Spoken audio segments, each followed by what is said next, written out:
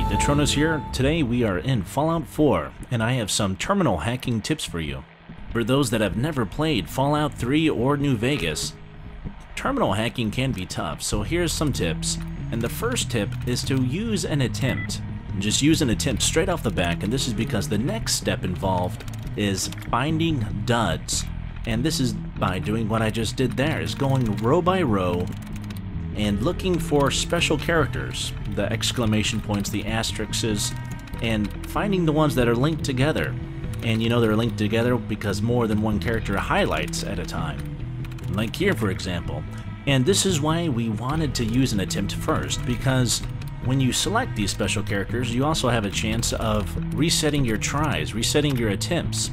And by duds, I mean incorrect passwords. And when you see a dud removed after you select a string of special characters, they're replaced by an ellipsis or several dots. So it lessens your chances of getting an incorrect password chosen. Now let's talk about our last tip, how to actually guess the password.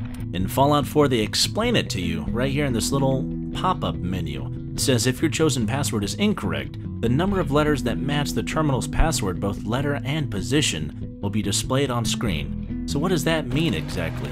Well, let's give you an example. Here, I guess the word belt.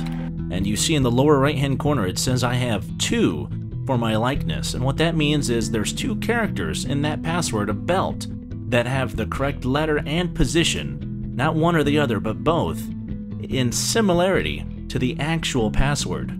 So hacking a terminal is really just a game of deducing the correct password.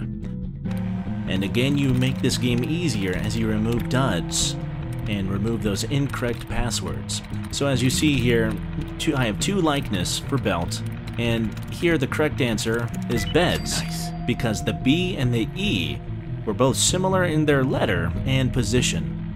It would be wise to save before you enter a terminal just in case you fail, but I think here in Fallout 4, after you fail and lock the terminal down, it actually unlocks after 10 seconds. And that's it. So let's go ahead and recap. First, you want to use an attempt. This is because you want to start removing duds, and in that process you might actually replenish your attempts, and you don't want to waste a replenish by having your full amount of attempts. And when you're looking for duds, you're looking for special characters that are highlighted in certain groups of 2 or more characters. And then lastly, you start the process of choosing words. And these words, once chosen, will give you an indication in the right-hand corner of your screen of how similar they are to the actual password in both letter and, remember, position.